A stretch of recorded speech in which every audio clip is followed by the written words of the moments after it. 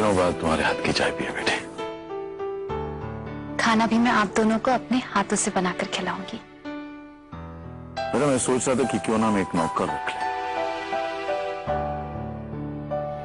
Kitchen की जिम्मेदारी संभाले और हमारा ख्याल भी रखे, क्योंकि अब बहू पर ज्यादा भरोसा रहा नहीं। नहीं पापा, आप बिल्कुल चिंता मत कीजिए। मैं घर की सारी जिम्मेदारी संभाल लूंगी। और वैसे भी आप दोनों को नौकरों के हाथ का काम पसंद नहीं आता है। ये बाबू जब से गया है कोई लड़का मिला भी तो नहीं है। नहीं मम्मी, मैंने कहा ना, मैं सारी जिम्मेदारियां संभाल लूंगी। क्या आपको मुझ पर विश्वास नहीं है? तुझ पे तो अपने हिसाब से ज्यादा विश्वास है बेटा। जो बेटी बेटों की जिम्मेदारी उठा सकती है वो क्या घर की जिम्मेदारी नहीं ले सकती? बिल्कुल सही कह रहे हैं जी आप। नन्ही सी जान है ये, और इसने इतने लोगों का सामना किया है, इतनी मुश्किलों का सामना किया है, और हमें सबसे दूर रखा ताकि हमें कोई परेशानी ना हो।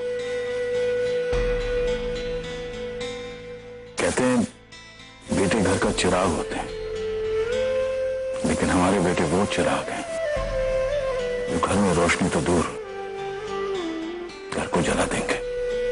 पापा, बेटा और बेटी में फर्क ही क्या होता है? दोनों तो एक ही माँ के कोख से जन्म लेते हैं ना। फिर लोगों की सोच इतनी अलग कैसे हो जाती है? मूर्ख होते हैं।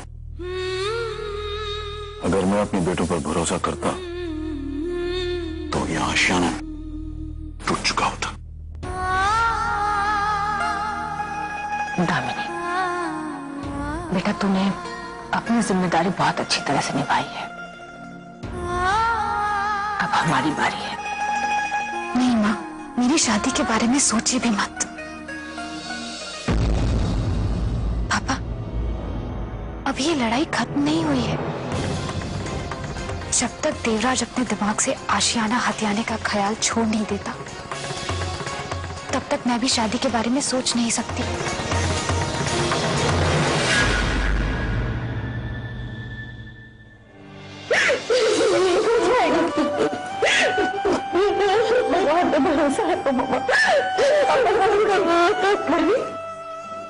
मम्मी ठीक हो जाएंगे। पापा आप मम्मी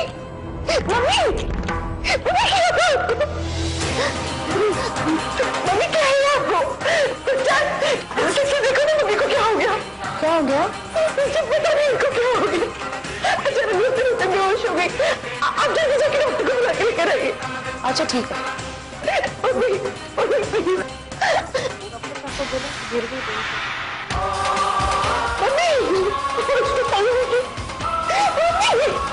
मम्मी प्लीज होश में आइए ना मम्मी। डॉक्टर साहब, पता नहीं डॉक्टर साहब अचानक से बेहोश हो गई। ओके, चेक करता हूं।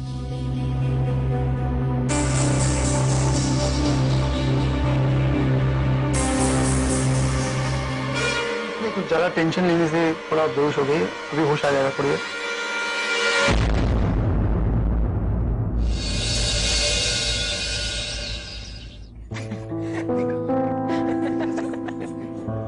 मेरी जिंदगी दांव पे लगा के आप लोग यहाँ पे बैठे हंस रहे हैं। ये क्या हो गया आपको अजीत भैया?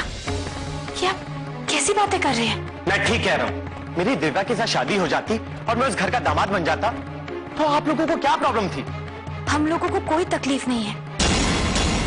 घर जमाई बनकर आपकी इज्जत कितनी रहेगी ये सोचिए। अगर इतनी फिक्र होती ना मेरी तो कब का ये आशियाना देवराज अंकल को दे चुके होते।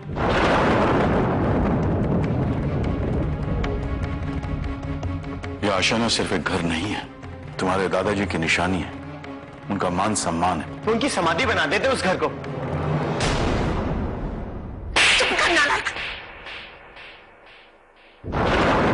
शर्म नहीं आती तुझे? एक लड़की के प्यार ने तुझे इतना अंधा बना दिया कि सही और गलत की पहचान भूल गया तू। अपने दादाजी के बारे में ऐसा कह रहा? समझदार हो गया है तुम्हारा बेटा रचना, बहुत समझदार हो गया ना तुम। लेकिन बेटा समझदारी इसमें नहीं है कि कोई बड़ी बड़ी बातें कर ले। समझदारी इसमें कि छोटी छोटी बात समझ में आ जाए। सब समझता हूं मैं। आप लोग तो सिर्फ अपने बारे में सोचते हैं और इसलिए दामिनी आप लोगों का साथ देती। हाँ, अगर दामिनी नहीं होती तो आज हम लोग फुटपाथ पे होते। अगर दामिनी ऐसे ही आपका साथ देती रही ना तो आप जल्दी फुटपाथ पे आ जाएंगे।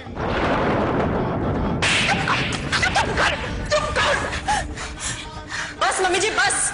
इस तरह कोई अपनी जवान बेटे पर हाथ उठाता है क्या? वाह, एक जवान बेटा जुबान लड़ा सकता है, लेकिन एक मां अपने बेटे पर हाथ नहीं उठा सकती। ये कैसा दौर है रचना? पापा जी, इस सब के जिम्मेदार भी आप ही हैं।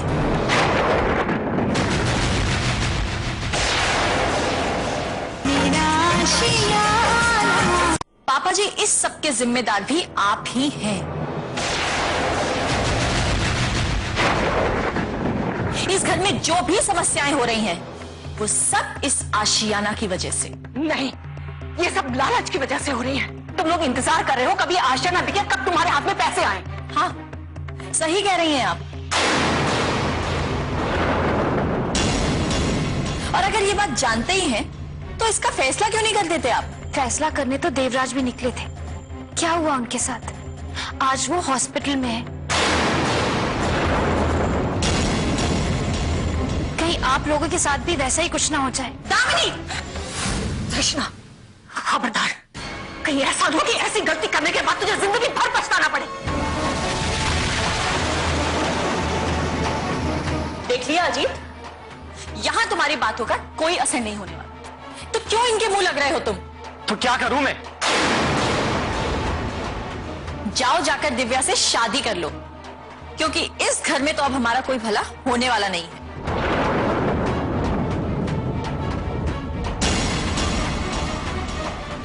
जा रहा हूं मैं, हमेशा हमेशा के लिए। मुझे नहीं रहना इस घर में।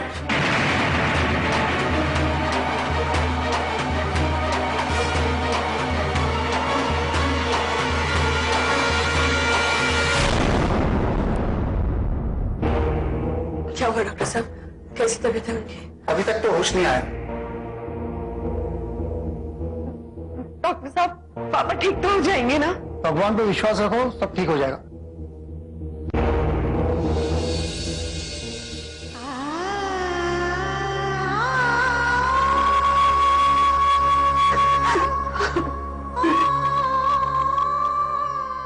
तबीयत कैसी है?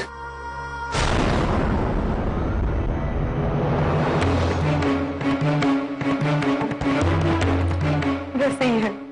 दिव्या, मैं डॉक्टर से मिलकर आती हूँ।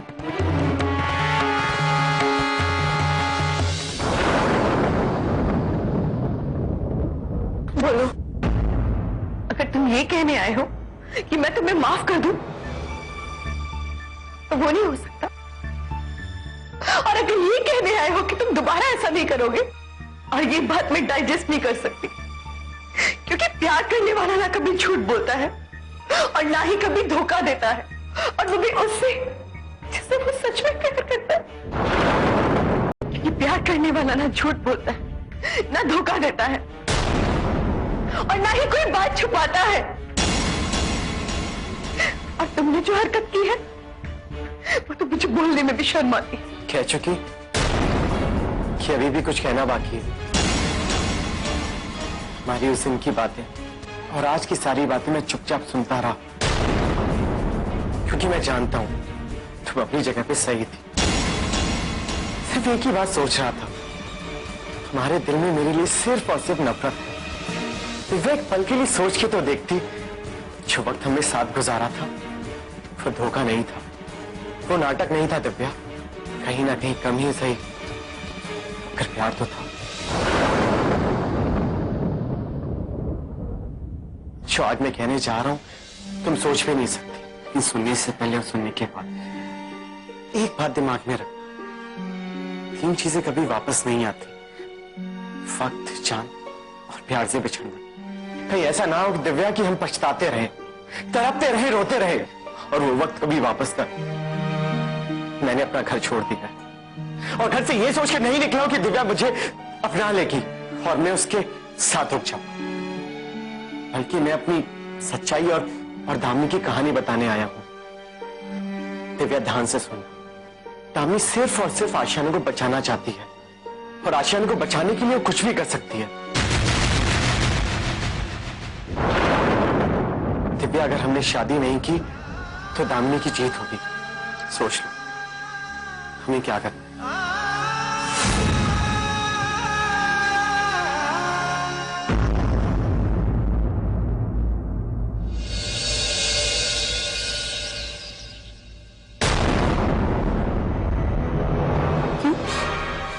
दिल के अरमान पूरे हो गए? जो चाहती थी वो तो कर दिया ना तुमने, अब कुछ और भी करना बाकी है या फिर हो गया? देखो दिव्या, तुम क्या कह रही हो और किसके बारे में कह रही हो, मुझे कुछ समझ में नहीं आ रहा है। तो सिर्फ तुम क्यों समझोगी?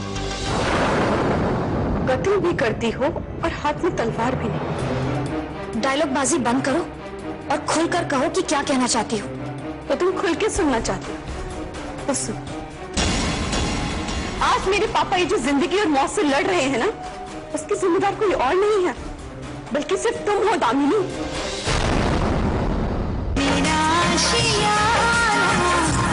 आज मेरे पापा ये जो जिंदगी और मौत से लड़ रहे हैं ना, उसकी जिम्मेदार कोई और नहीं है बल्कि सिर्फ तुम हो दामिनी। देखो दिव्या, जब इंसान किसी मुसीबत में पड़ता है या उसे कोई तकलीफ होती है ना, तो उसका जिम्मेदार वो खुद होता है। क्यों? क्या तुमने कुछ नहीं किया?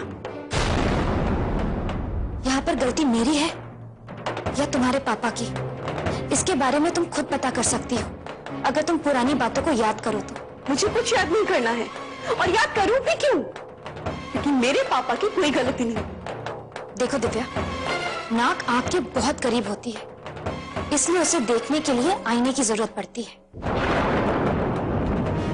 वो तुम्हारे पापा है, इसलिए तुम्हें ना उनकी गलती नजर आएगी और ना ही समझ में आएगी। क्या गलती है पापा की, जरा बताओ तुझे। उनकी सबसे बड़ी गलती ये है कि उन्होंने किसी के बसे बसाए हुए घर को उजाड़ने की कोशिश की, वो भी नाजायज और गैर कानूनी तरीके से। उन्होंने मेरी शादी भी जबरदस्ती कराने की कोशिश की। उन्होंने मेरे भैया और भाभी को हमारे खिलाफ कर दिया, वो भी कुछ पैसों का लालच देकर। वो सब एक बिजनेस है दामिनी। बेटी के गर्भवती होने का नाटक करना एक बिजनेस है? वाह, क्या बिजनेस है। मैंने ऐसा बिजनेसमैन अपनी जिंदगी में नहीं देखा है। बेटी के इज्जत पर दाग लगाया और तुम कहती हो कि बिजनेसमैन। और बेटी ने भी इन सब चीजों में उनका साथ दिया। उस वक्त हालात ही ऐसे थे कि मुझे पापा का साथ देना ही पड़ा। देखो दिव्या, औरत का गहना उसकी इज्जत होती है,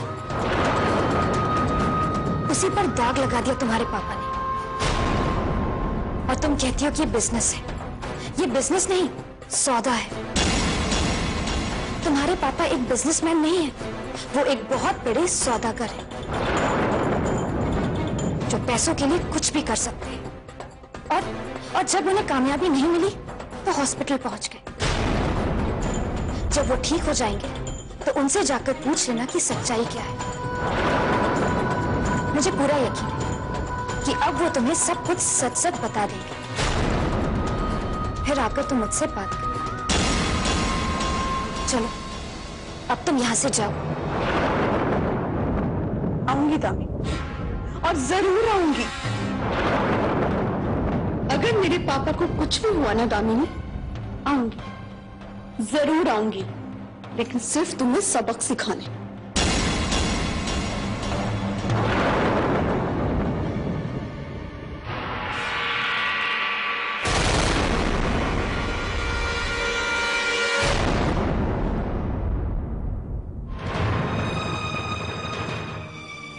अगले 24 घंटे तक अगर होश नहीं आया तो खतरा बढ़ सकता है। हमने हमारी तरफ से पूरी कोशिश कर रहे हैं, आप भी उम्मीद रखें।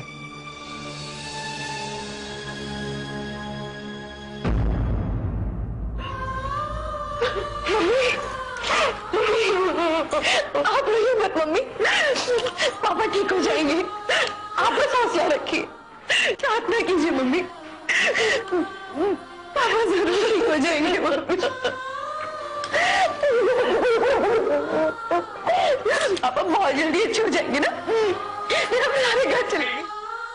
बेटा, ये कहानी है मेरे घर की। कमाल है माँ जी, आपकी बेटी बेटी नहीं तो बेटा है। अरे बल्कि बेटे से भी बढ़कर है। जो काम इस घर के बेटों ने नहीं किया वो आपकी बेटी ने करके दिखा दिया। इसलिए हम तो सबसे यही कहूंगा कि बेटों से अच्छी बेटी होती है। गलत, कुछ बेटे भी अच्छे होते हैं। बस बस माँ जी, इतना प्यार और प्रेम हम पे निछावर ना कीजिए। कल हम आपसे जब अलग होऊंगा तो हम तो डेड ही हो जाऊंगा। तुम्हें अलग होना ही क्यों है बेटा, अब तो तुम्हें यही रहना है ना। बल्कि मैं तो कहती हूँ तुम मेरे पास ही आकर रहो। अरे माँ जी, आपसे अलग रहने में प्रॉफिट है हमारा।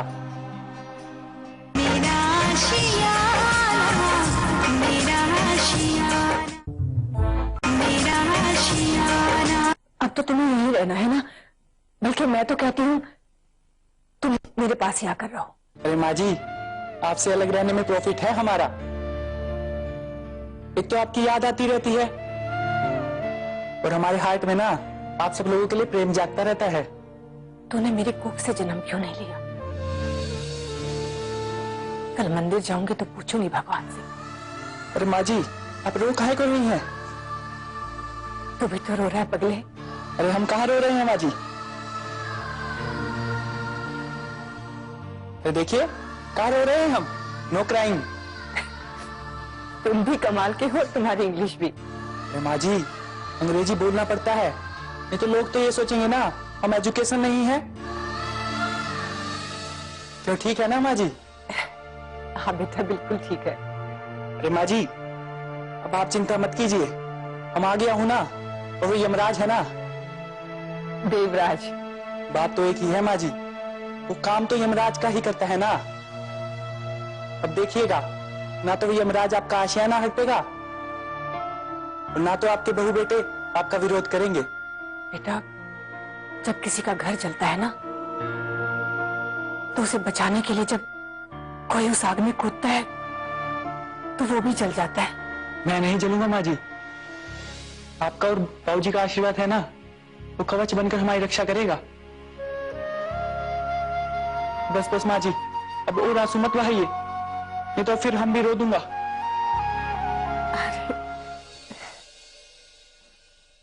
प्रणाम पापा। मैं जीते रहो। ये मिठाई लाया हूँ। किस लिए? आप लोगों के आने की खुशी में। मम्मी दिखाई नहीं दे रही। आती होंगी, बैठो।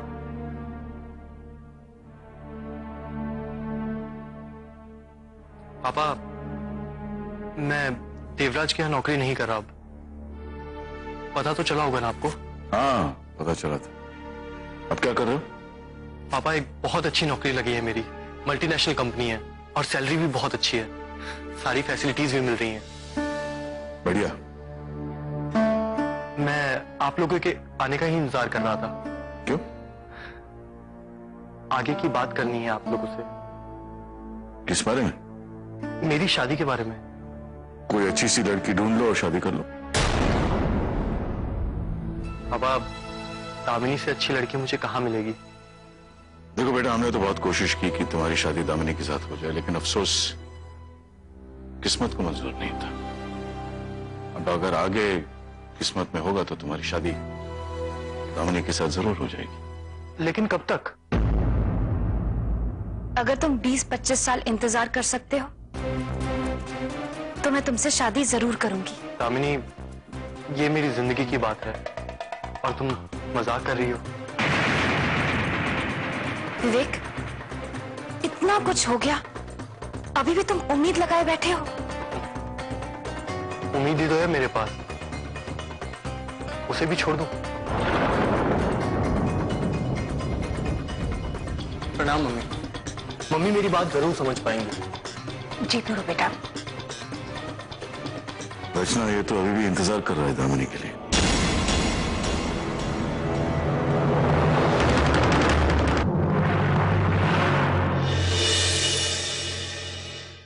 आशियाना। प्रायोजक नया सनसिल्क हेयर फॉल सोल्यूशन।